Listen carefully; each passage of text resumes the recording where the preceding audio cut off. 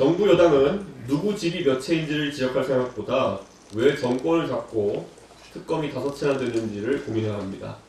정부가 관봉권 띠지 분실 사건마저 상설특검으로 다루겠다는 발표를 접하며 이제 이 정권이 특검을 만병통치약처럼 남발하는 수준을 넘어 아예 특검공화국을 건설하려는 것으로 보입니다. 이 사건은 일반적인 감찰 수준으로 충분히 처리 가능한 사건입니다. 그럼에도 특별수사기관까지 동원하는 것은 명백한 권력 남용입니다. 역사를 돌이켜보면 특별한 권력을 가진 집단이 어떤 결말을 맞았는지 우리는 이미 알고 있습니다.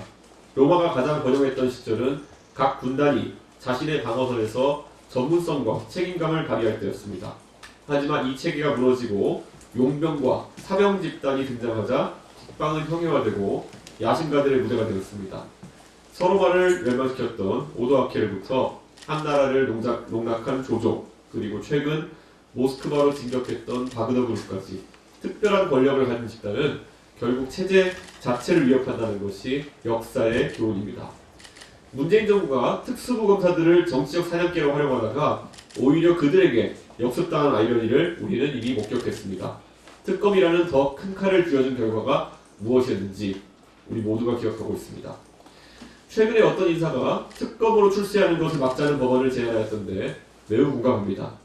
정치 특검으로 출세해본 분이니까 아마 그분의 주장은 적확한 진심일 것입니다.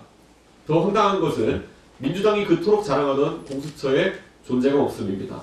이재명 대통령은 과거 공수처는 견제받지 않는 검찰 권력을 건재하고 법 앞에 평등을 실현하기 위한 기구라고 역설했습니다.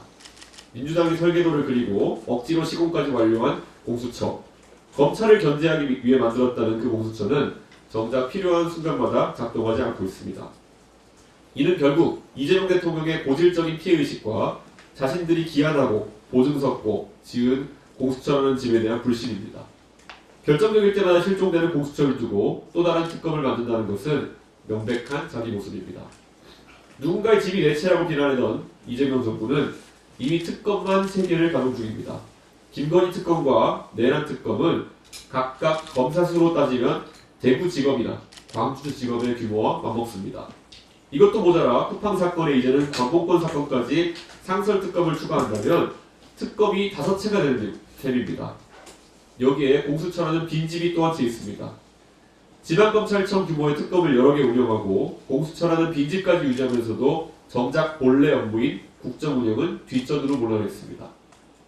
한 채에 수십억씩 드는 특검을 몇 채나 만들고 실거주 목적이 아니었던 것으로 보이는 공수처까지 수사기관 투기의 전형적인 사례일 것입니다. 가장 모순적인 것은 내란은 척결되지 않았다는 구호를 종교의 경전주문처럼 외치면서도 대통령과 대변인은 예능 프로그램 출연에 목을 매는 이 기괴한 강경입니다. 국가 비상사태를 주장하는 입으로 웃음을 파는 이중성을 국민들이 모르지 않습니다. 이재명 정부의 특검 단발은 단순한 권력 남용을 넘어 대한민국의 정상적인 사업체계를 붕괴시키는 위험한 도박입니다. 특별한 권력은 결국 그것을 만든 자를 삼킨다는 역사의 교훈을 이 정권은 곧 체험하게 될 것입니다. 언제까지 국민들이 누구를 잡아놓고 누구를 수사하는 사정 국면으로 정책 실패를 덮으려는 모습을 봐야 합니까? 파란 윤석열의 세상이 왔습니다. 피해를 보는 것은 정부 여당이 중독된 수사기관 투기에 비용을 부담하는 납세자 국민입니다.